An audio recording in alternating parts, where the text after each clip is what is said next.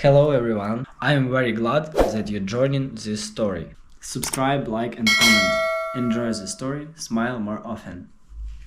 Christmas at my mother's house was always the same, filled with loud conversations, the scent of cinnamon candles mixed with whatever dish had burned slightly in the oven, and a sense of obligation that clung to me like an itchy sweater. My older brother Tom had arrived early with his wife and their 3 kids, all bundled in matching sweaters that screamed we are the perfect family, while my younger sister Sarah bustled around, taking photos of everything for social media. My mother, Margaret, held court in the middle of it all, sipping from a wine glass and nodding approvingly at the chaos she considered warmth. I had barely stepped inside when she greeted me with an almost dismissive smile, her eyes already scanning the room to make sure no one was lacking attention. "Oh, Rachel, there you are," she said, barely looking at me before turning to my sister-in-law to discuss Tom's latest promotion. I took off my coat, hung it over the chair, and forced myself to smile as I was pulled into a hug by one of my nieces, a child I saw only a few times a year, but who had been trained well enough to treat me like a distant aunt. The living room was loud with laughter and conversation, the fireplace crackling, the tree twinkling with decorations that had been the same since I was a child. I found my usual seat at the far end of the couch, the place I always ended up on the outside looking in. As everyone settled in with plates of food balanced on their laps, Margaret stood up, raising her glass for attention. "Before we get into dessert, I wanted to keep up with our little Christmas tradition," she announced, reaching into the decorative tin she always kept near the fireplace. "Just a little something for everyone to help with the holiday season." She handed out envelopes one by one, beaming as she passed them to Tom and his wife, then to Sarah, then to Tom's children, her voice warm and affectionate as she made little comments about each of them. "For the little angels," she cooed, handing each of her grandkids their own envelope, their small hands snatching them eagerly. When she reached me, she handed me mine with an almost absent-minded smile before moving on, already focused on her next act of generosity. I didn't open it right away. I watched as Tom slid his envelope into his back pocket without even checking it, already knowing its contents. Sarah opened hers immediately, grinning as she flashed the cash to her husband, who nodded approvingly. Even the kids squealed as they saw their crisp bills, waving them excitedly. Finally, I flipped mine open. Empty. I stared at the blank space inside, my fingers running over the smooth paper as if I had missed something, some hidden fold where a bill had slipped away. But there was nothing. Just air. My throat tightened, and I glanced up just in time to catch my mother's eyes on me, watching. She saw my reaction, saw the way my fingers clenched slightly, and that was when she laughed. "Oh, sweetheart, don't look so surprised," she said, her tone light, as if she were explaining something simple and obvious. "You don't have kids, so you don't need extra money." The room did not fall silent. That was the worst part, no one reacted. No one gasped, no one said a word, because to them, it made sense. To them, it was logical. I wasn't a parent, so why would I need the same kind of help my siblings did? I swallowed hard, pressing my lips together in a tight smile that I knew wouldn't reach my eyes. "Of course," I said, my voice even. "That makes perfect sense." Margaret patted my knee absent-mindedly before returning to her wine, her attention shifting elsewhere as if nothing had happened at all. I sat there, the empty envelope still resting in my hands, and something inside me shifted. It wasn't just about the money, not really. It was about what it represented. It was about all the times I had been overlooked, all the moments I had been treated as something less because I had chosen a different path. I let my fingers slide over the envelope one last time before setting it on the coffee table, next to the untouched plate of cookies. Then, quietly, carefully, I reached down into my bag and slid the gift I had bought for my mother back inside. It was expensive, thoughtful, something I had spent time picking out, wrapping carefully in the exact kind of gold paper she liked, tying the ribbon just so. I had imagined her face lighting up when she unwrapped it, had imagined, just for a moment, that maybe this Christmas would be different. But now? Now, she would not be getting it at all. I leaned back into the couch, the edges of a smile curling at my lips, though I kept my face neutral. The room swirled around me, the laughter and conversation continuing as if nothing had changed, but I knew something had. Because this year, for the first time, I would not be the one left empty-handed. I sat there, hands folded in my lap, watching as the rest of my family carried on with their usual Christmas cheer, completely oblivious to the shift that had taken place inside me. The weight of the empty envelope still lingered in my mind, pressing down like an anchor, dragging me backward through time to every other Christmas where something just like this had happened, though maybe not so blatantly, not so obviously, not in a way that made it impossible to ignore. I remembered being a child, sitting on the carpet in front of the tree while my older brother and younger sister tore through their presents with uncontained excitement, their faces lighting up with every carefully chosen gift.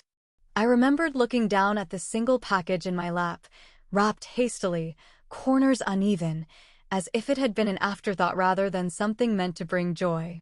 I had told myself then that it didn't matter, that gifts weren't the reason for the season, that love was more important than anything that could be put in a box. But love, real love, was supposed to be given freely, and what I had received had always been measured, rationed, handed out in careful portions that never quite added up to enough.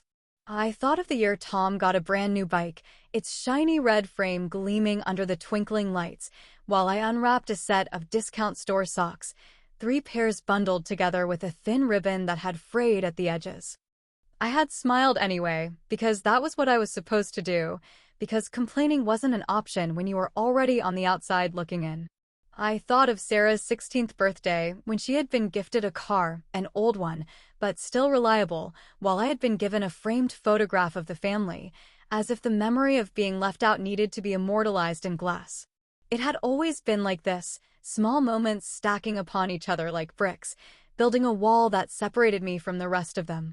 And yet, I had always come back, always told myself that maybe this year would be different, that maybe my mother would look at me and see me for who I was, not for what I wasn't. But the empty envelope had been the final confirmation of what I had always known deep down but had never wanted to fully admit. I was not seen as an equal in this family. I was not valued the way my siblings were. And nothing I did would ever change that. The sound of my mother's laughter pulled me from my thoughts, my gaze snapping back to the present just in time to see her holding up the new designer handbag Sarah had given her, turning it from side to side so everyone could admire the craftsmanship. The expensive leather, the delicate stitching that marked it as something luxurious. "Oh, Sarah, you always know exactly what I like," Margaret cooed, running her fingers over the bag with obvious delight, her appreciation dripping from every syllable as if she had just been given the greatest treasure in the world. I watched, silent, knowing that the gift I had originally planned to give her, now safely tucked back in my bag, had been just as expensive, just as carefully chosen, just as perfect. But she would never know that now, would never get to hold it in her hands or feel the weight of what I had once been willing to give. It was a quiet kind of victory, one she hadn't realized she had already lost. The conversation moved on, shifting from one topic to another, my family too caught up in their own worlds to notice that I had barely spoken since the envelopes had been passed around. They laughed, they drank, they exchanged stories about work and children and vacations, all while I sat there, detached, watching from the edges of the room like a guest rather than a daughter. And then, suddenly, Margaret's brow furrowed ever so slightly, a flicker of confusion passing over her features as she glanced at the small pile of gifts in front of her. She picked up each one, examined the tags, counted them as if she were trying to solve a puzzle that didn't quite make sense. It took her another minute before she finally looked up, her eyes scanning the room, landing on me with a question forming on her lips. Something was off. She could feel it. She just didn't know what it was yet. Dinner was served in the same way it always was, with my mother overseeing the process as if she were the queen of a kingdom, ensuring that everything ran according to her unspoken rules. The food was the usual spread of holiday staples: roast turkey carved with a sense of ceremony, buttery mashed potatoes heaped onto plates, green beans that no one really wanted but took out of obligation. The table was set with her best dishes, the ones she only brought out for special occasions, because appearances mattered more than anything else in this house. The conversations flowed easily among my siblings and their spouses, filled with stories about work and children and the little grievances of daily life that somehow felt important enough to share. I listened in silence, keeping my expression neutral, my hands folded in my lap as I waited for the inevitable to begin. I could already see it in the way my mother kept glancing at me from the head of the table, her eyes flickering with something just beneath the surface: curiosity, suspicion, the growing awareness that something was out of place. The empty space where my gift to her should have been was gnawing at her, even if she hadn't yet figured out exactly why.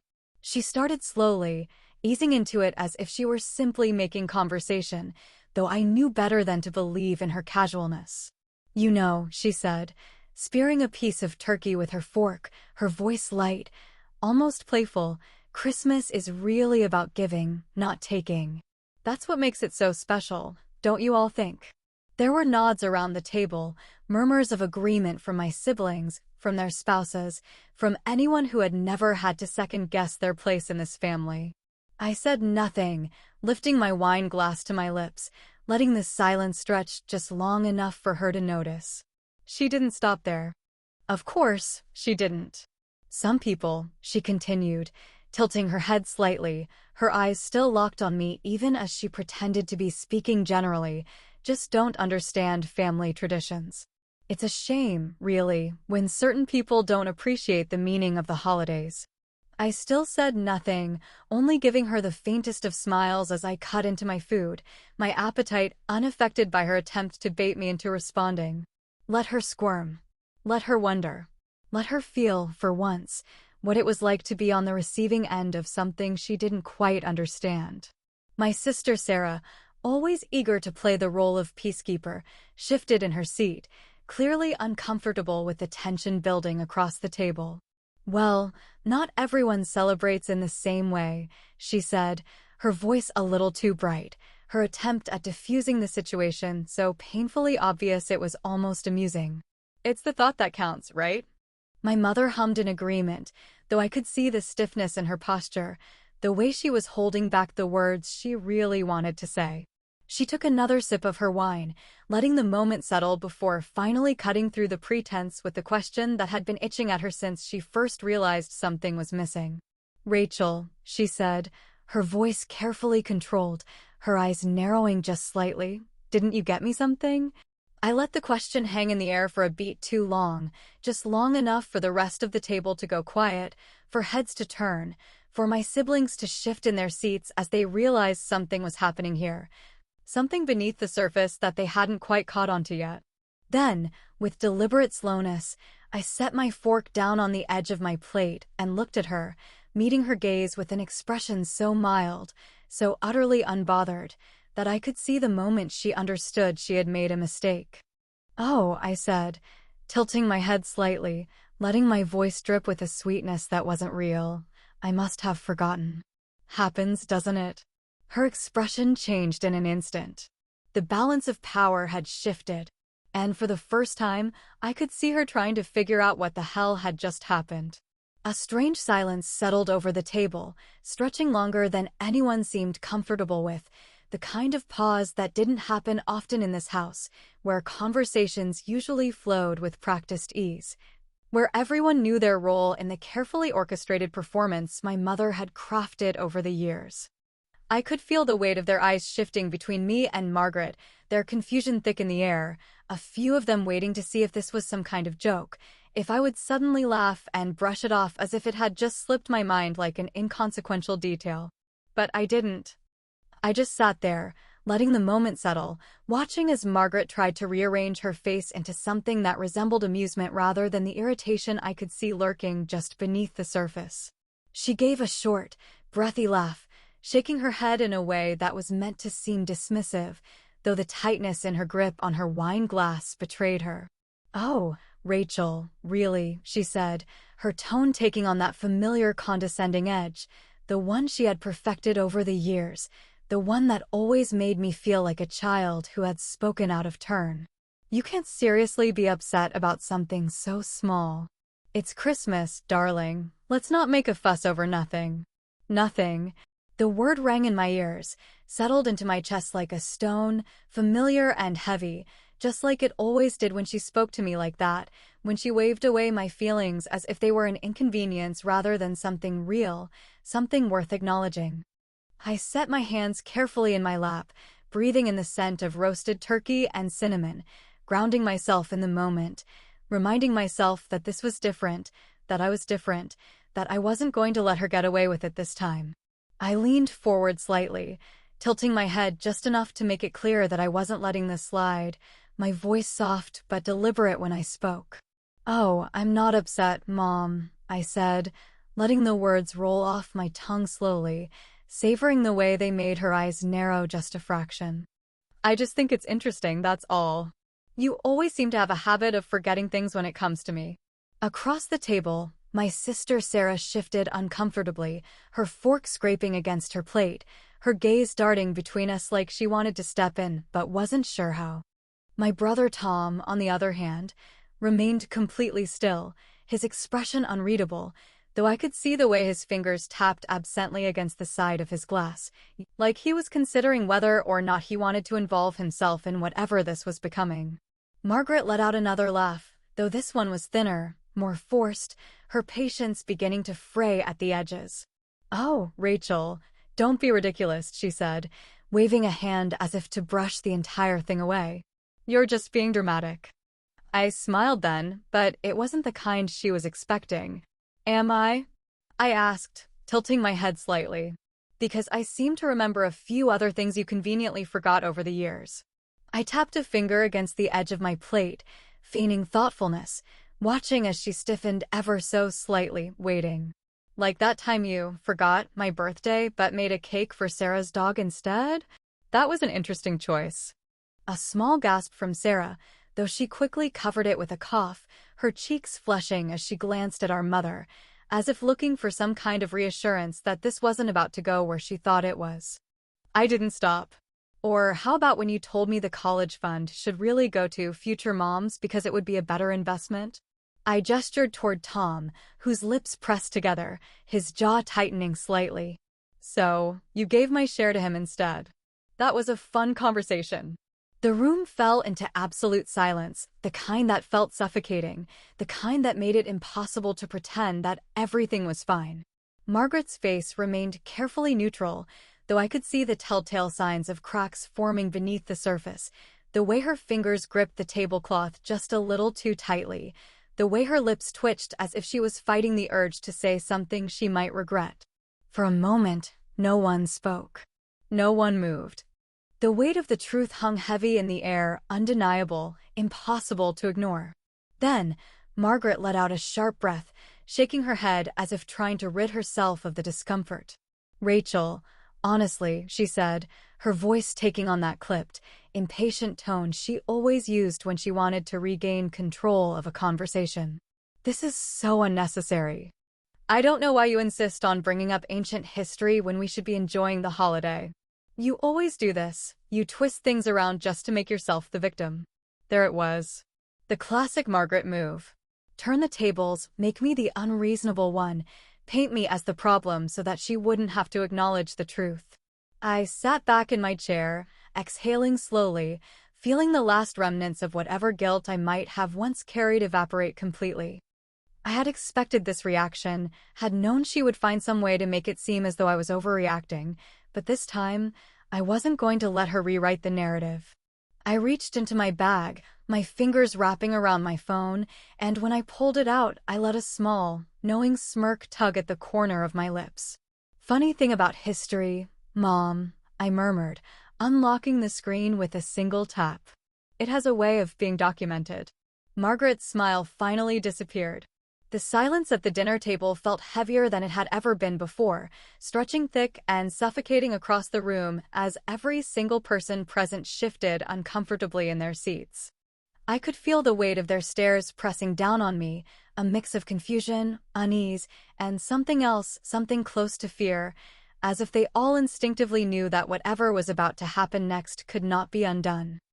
I kept my fingers wrapped loosely around my phone, the glow of the screen casting a faint light against my palm, my expression unreadable as I lifted my gaze and met my mother's eyes across the table.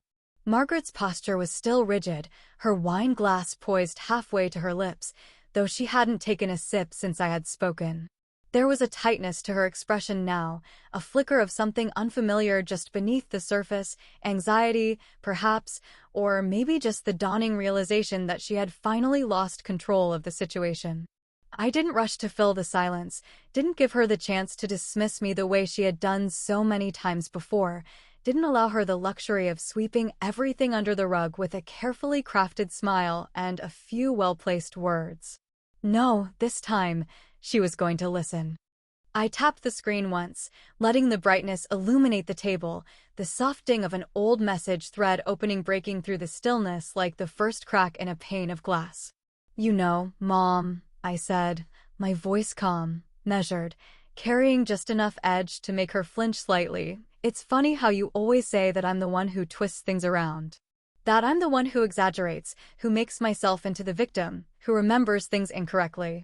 But the thing about words is that sometimes, they don't just disappear." A small, sharp intake of breath from Sarah, her eyes darting between me and our mother, her hands gripping the edges of the tablecloth as if bracing for impact.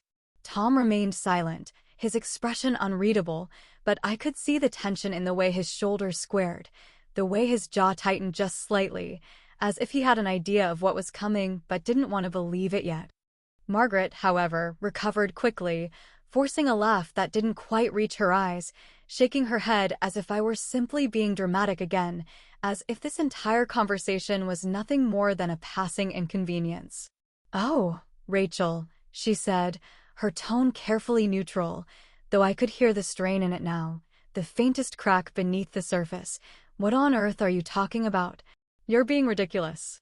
I let a small, humorless smile curve at the edges of my lips before turning the phone toward the table, the text messages bold and clear against the screen, each word standing out in sharp contrast against the background. "Margaret, Rachel doesn't have kids, so she'll never understand what true love is. Margaret, honestly, she's just bitter at this point. It's sad. Margaret, I don't know why she even bothers coming. It's not like she really belongs here." The reaction was immediate and absolute. Sarah let out a small gasp, her hand flying up to cover her mouth as her eyes darted toward our mother in pure disbelief, the color draining from her face as she read the words over and over again as if trying to make sense of them.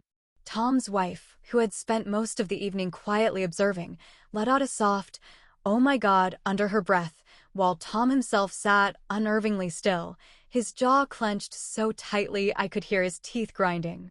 But it was Margaret's reaction that mattered the most, and for the first time in my entire life, I watched as my mother struggled to find the right words. Her mouth opened slightly, then closed again, her fingers tightening around the stem of her wine glass as her carefully constructed facade of composure began to crack right before my eyes. She started, then stopped, her voice faltering, something close to panic flickering in her eyes. It was satisfying in a way I had never known before, watching her fumble, watching her scramble for an explanation, for an excuse, for anything that could undo what had just been revealed. But there was nothing she could say now, no way to reframe it, no way to twist the narrative into something that made me the unreasonable one. This time, the evidence was right there, staring back at her in cold, undeniable text. I let the silence linger just long enough for her to feel it, for her to sit in the weight of her own words, before I finally exhaled slowly and reached for my coat. "Well," I said, my voice soft, almost gentle, as I slid my arms through the sleeves. "I guess that about answers everything, doesn't it?" Margaret made one last desperate attempt, her voice rising slightly, her carefully curated poise slipping away. "Rachel, you're taking this completely out of context," she said, the words rushed, almost frantic. I was venting. I didn't let her finish. I stepped back from the table, my coat draped over my shoulders, my grip tightening slightly around my phone as I glanced around at the rest of my family, taking in the stunned expressions, the way none of them seemed to know what to say, how to react. What to do now that the truth had been laid bare? Then, finally, I turned back to my mother one last time, offering her the smallest of smiles, one that held no warmth, no love, no lingering hope for something better. "Merry Christmas, Mom," I said, and then I walked out the door without looking back.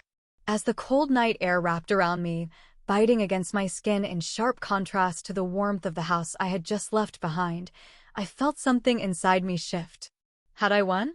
Had I finally broken free from the cycle of being overlooked, being dismissed, being treated like I was worth less than everyone else? Or had I just ensured that I would never truly be part of this family again?